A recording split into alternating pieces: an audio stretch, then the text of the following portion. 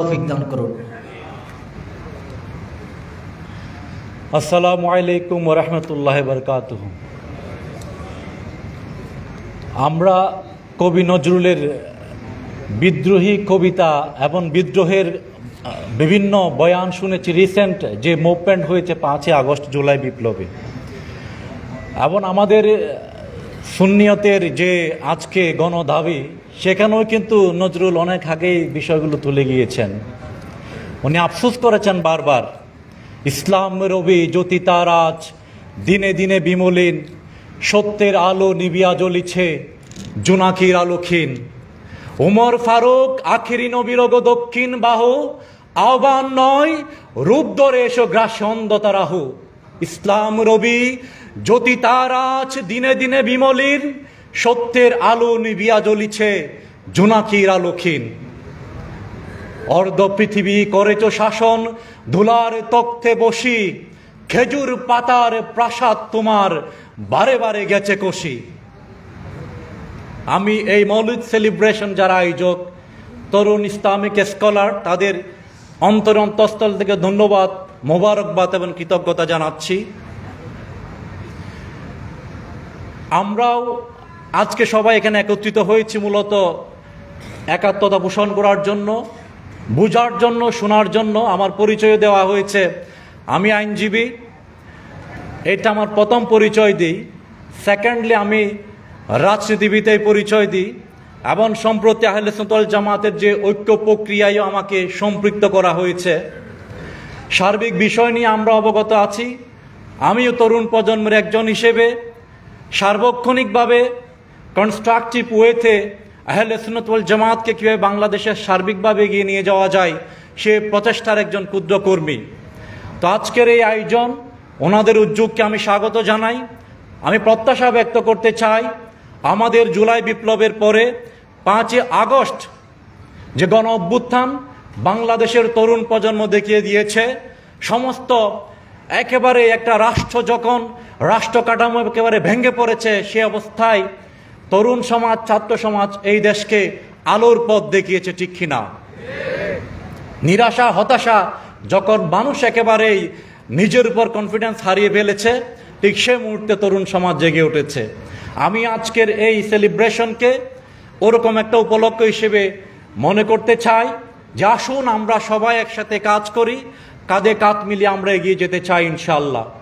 তবে আমরা নারায়ে তাকবীর, নারায়ে রিসালাতের স্লোগানে একত্রিত হলে আমাদের এই অডিটোরিয়াম সবসময় মুখরিত করে তুলি। তবে অনেক ক্ষেত্রে যারা কাজ করে তারা নীরবে নিবৃতে করে। আমরা অনেক ক্ষেত্রে দেখেছি বিভিন্ন সংগঠন কৌশল অপকৌশলের মাধ্যমে নীরবে নিবৃতে অনেক কিছু করেছে, অনেক কিছু ঘটাচ্ছে। তো ওই জায়গায় আজকের এই আয়োজন থেকে আমি আহ্বান জানাতে চাই, আমরা মাহফিল আনুষ্ঠানিকতায় অনেক সময়, শক্তি, সাহস, সামর্থ্য, সক্ষমতা ব্যয় করেছি। আসুন আমরা সত্যিকার অর্থে অ্যাকশন প্ল্যান গ্রহণ করে এগিয়ে যাই। আমি একটা মানবাধিকার সেমিনারে ছিলাম, ইরানের একজন স্কলার, হিউম্যান রাইটস স্কলার, উনি বলেছেন মানবাধিকার নিয়ে অনেক কথাবার্তা বলছিল। ওনার একটা কথা আমার মনে পড়ছে, উনি বারবার বলছিলেন মানবাধিকার নিয়ে এত কথা বলার প্রয়োজন নাই, নো লেকচার ডু ইট। তো আমারও আজকে সুন্নি অঙ্গনে আমাদের আসলে যে বিষয়টা, সবাই আমরা অভিযোগ, সবাই অনুযোগ করি, সবাই দাবি জানাই। কার কাছে দাবি জানাবো? কার কাছে দাবি জানাবো? এখানে লেকচার দেওয়ার, দাবি জানানোর বিষয় নাই, ডু ইট, সবাইকে করতে হবে। আমরা সবাই ওয়ার্কার, সবাইকে একসাথে কাজ করতে হবে, যে যার জায়গা থেকে কাজ করতে হবে। ওই জায়গায় আমাদের সবচেয়ে বড় সংকট। আমাদের যদি আহলে সুন্নাত জামাতের, আমি শুধু 2টা লাইন বলে শেষ করব। ঐক্যের যে বিষয়টা বলা হয়েছে, আমি আমার ছোট ক্ষুদ্র জ্ঞানে যেটা মনে করি, এটা আমি ভুলও হতে পারি, সারা বাংলাদেশের আহলে সুন্নাত জামাতের অসংখ্য দরবার, অসংখ্য সংগঠন, অসংখ্য প্ল্যাটফর্ম রয়েছে। সবারই আকাঙ্ক্ষা, মনোবাঞ্ছা, আমরা একসাথে হয়ে গেলে অনেক কিছু হয়ে যাবে। এই বাংলাদেশ আমাদের, এই বাংলাদেশ অলিয়া উলিয়াদের। এখানে ইসলাম নিয়ে এসেছে আমাদের পূর্বসূরীরা, আমরা তাদের লিগেসি বহন করছি। তাহলে কেন আমাদের বারবার আর্তনাদ করতে হয়? এই কথাটা আমাদের যে অ্যান্টি গ্রুপ আছে তারাও আমাদেরকে বলে, যারা আমাদের সমমনা আছে তারাও আমাদেরকে বলে। সমস্যা কোন জায়গায়? সমস্যা একটা জায়গায়, আমরা সবাই যে যার জায়গায় ব্যক্তিগতভাবে খুবই ভালো আছি। আমি আবারও রিপিট করতে চাই, প্রত্যেকটা দরবার, প্রত্যেকটা সংগঠন যে যার জায়গায় খুবই ভালো আছে, বাট সম্মিলিতভাবে উম্মার অধপতন হয়েছে ন্যাশনালি এবং গ্লোবালি। কুনতুম খায়রা উম্মা বলেছে কোরআন শরীফের মধ্যে, খায়রা উম্মা হিসেবে আমাদের অবস্থানে আমরা নাই। আমরা উম্মা নিয়ে অনেক কথাবার্তা বলি, দিন শেষে প্রত্যেকটা দরবার, প্রত্যেকটা প্ল্যাটফর্ম এবং আমরা প্রত্যেকটা ব্যক্তি আমরা নিজের স্বাচ্ছন্দ্য, নিজের ভালো থাকাকে নিশ্চিত করার পরে এরকম একটা প্ল্যাটফর্ম পেলে হয়তো আমরা কিছু কথাবার্তা বলে আমাদের দায়িত্ব শেষ করি। এই জন্য আহ্বান জানাই, আমরা যে যার জায়গা থেকে আজ থেকে প্রশ্ন করতে চাই, আমি আমার জায়গা থেকে কোন কন্ট্রিবিউশনটা করছি, এই প্রশ্ন রেখে যদি আমরা এগিয়ে যাই, ইনশাল্লাহ আমরা এগিয়ে যেতে পারবো। আহলে সুন্নাত ওয়াল জামাতের ঐক্যের বিষয়ে যে মন্তব্য, যে অবজারভেশন, সেটা হচ্ছে আহলে সুন্নাত ওয়াল জামাতকে আকীদা ভিত্তিক, আকীদাগতভাবে বেসিক নারায়ে তাকবীর রিসালাতের স্লোগানে আমরা সারা বাংলাদেশে ঐক্যবদ্ধভাবে আমরা আছি। বাট যে বিষয়টা প্রয়োজন সেটা হচ্ছে আমরা সবাই একসাথে একই ছাতার নিচে পুরো বাংলাদেশ কাভার করা সম্ভব নয়। যে যার জায়গা থেকে আছে প্রত্যেকে যদি প্রত্যেকের অবদানকে, প্রত্যেকটা দরবারকে, প্রত্যেকটা ব্যক্তির অবদানকে আমরা যদি স্বীকৃতি প্রদান করি, মূল্যায়ন করি, সম্মান করি, আমরা সবাই একসাথে চলতে পারবো। বারবার বলা হয় একটা প্ল্যাটফর্ম, এই প্রচেষ্টা করা হচ্ছে, যত প্রচেষ্টাই করা হোক দেখা যায় বারবার ওই দেখা যায় একই ছাতার নিচে আসতে সমস্যা হয়ে যায়। বাট আমার বক্তব্য হচ্ছে আমরা সে উত্তরবঙ্গে হোক, দক্ষিণবঙ্গে হোক, পূর্বে হোক, পশ্চিমে হোক, কিংবা দেশের বাইরে হোক, নারায়ে তাকবীর রিসালাতের স্লোগান যার মুখ থেকে আসবে তার সাথেই আমরা থাকব, তাকে সহযোগিতা করব, তাকে সম্মান করব, তাকে রিকগনাইজ করব। আরেকটা পর্যবেক্ষণ দিয়ে শেষ করছি। আমাকে বাংলাদেশ ইসলামী ফ্রন্টের আইন সচিব হিসেবে পরিচয় করিয়ে দেওয়া হয়েছে। এই বাংলাদেশে আমরা সবাই আহলে সুন্নাত জামাতের যত বক্তব্যই আসে, আমরা সবাই বিভিন্ন সময়, কেউ আড়ালে, কেউ আবদালে, কেউ সরাসরি মঞ্চে, কেউ ফেসবুকে, রাজনৈতিক প্ল্যাটফর্মকে শক্তিশালী এবং ঐক্য করার জন্য আমরা আবেদন করে থাকি, আন্দোলন করে থাকি। এই ক্ষেত্রে আমার প্রশ্ন একটাই, যারাই আমরা আবেদন করি, যারাই দাবি দাওয়া জানাচ্ছি সারা বাংলাদেশের মধ্যে, 40 বছর হয়েছে, 30 বছর হয়েছে, 10 বছর হয়েছে, বিভিন্ন জনের বিভিন্ন আপনার বয়স হয়েছে, আমরা রাজনৈতিকভাবে এই আহলে সুন্নাত ওয়াল জামাতকে প্রতিষ্ঠিত করার জন্য আমি আমার জায়গা থেকে কতটা সময় ব্যয় করেছি, কতটা পরিকল্পনা করেছি, কি কি কাজ করেছি, আমাদের প্রশ্ন করতে হবে। এবং সত্যিকার অর্থে যদি আমি মাদ্রাসা ব্যাকগ্রাউন্ড হলেও আমি সুপ্রিম কোর্টের আইনজীবী, আমি এখানে খোলামেলা বলতে চাই, বাংলাদেশ সুপ্রিম কোর্টের যত আইনজীবী আছে ধরতে গেলে সবাই হয়তো একটা আওয়ামী পন্থী আইনজীবী অথবা বিএনপি পন্থী আইনজীবী, যে কোনো একটা প্যানেলের সদস্য। আমি ওপেনলি পাবলিকলি বলি, আমি এখনো পর্যন্ত জেলা জজ কোর্টে কিংবা বাংলাদেশের সুপ্রিম কোর্টে কোনো প্যানেলের সদস্যভুক্ত হই নাই। হয়তো আমার মতো এক্সেপশনাল হয়তো পাওয়া যাবে না একটা দুইটা। এখন রাজনৈতিক ঐক্য এবং রাজনৈতিক ভাবে ভিত্তি মজবুত করার যে কথা বলা হয়, আপনি আমাদের যে রিসালাত এবং খেলাফতের মডেল নিয়ে কোনো আলোচনা নাই, কথাবার্তা নাই, ডিসকাশন নাই।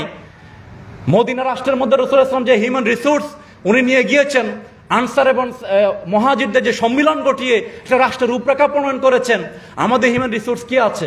কিছু মাদ্রাসার স্টুডেন্ট যারা রয়েছে বাংলাদেশের মেইন স্ট্রিমের মধ্যে তাদের রাখা হয় নাই।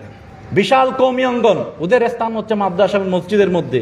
রাষ্ট্র পরিচালনার যে কাঠামোগুলো আছে ওখানে তাদের কোনো অ্যাক্সেস নাই। আলিয়া যে মাদ্রাসাগুলো আছে তাদেরকে স্বীকৃতি দেওয়া হলেও হয়তো এখনো পর্যন্ত বিসিএস এ পরীক্ষা দিতে পারে, আলিয়া মাদ্রাসা থেকে এখানে পারে না। আপনি একটা রাষ্ট্র পরিচালনার যে ম্যান পাওয়ার, হিউম্যান রিসোর্স, বর্তমান পৃথিবীতে সবচেয়ে বড় সম্পদ মনে করা হয় হিউম্যান রিসোর্সকে।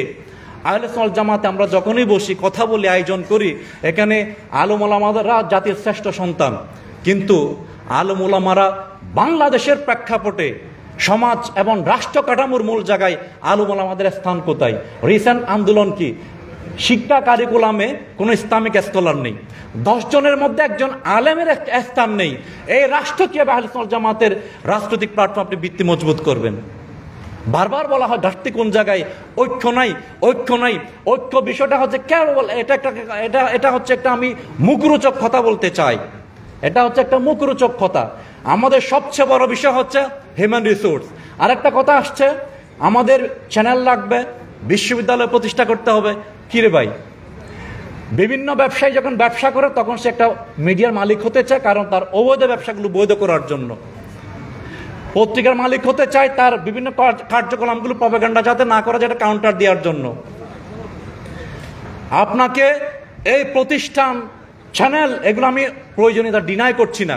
সবচেয়ে বেশি যেটা প্রয়োজন, রাজনৈতিক ভিত্তি করতে হলে হিউম্যান রিসোর্স সৃষ্টি করতে হবে, মানব সম্পদ। এখানে শুধু একজন ওই ডক্টর মাসুম বিল্লাহ একজন আছে মনে হয়, ঘুরে ফিরে দেখা যায় কিছুতে ডাকলে পাওয়া যায় ওনারে, সেও মাদ্রাসার ব্যাকগ্রাউন্ড হিসেবে কোনো রকম হয়তো আছে। আমি যখন বাংলাদেশের সুপ্রিম কোর্টে ডাকি মাদ্রাসা ব্যাকগ্রাউন্ড, ওরা আসতে বিব্রত বোধ করে।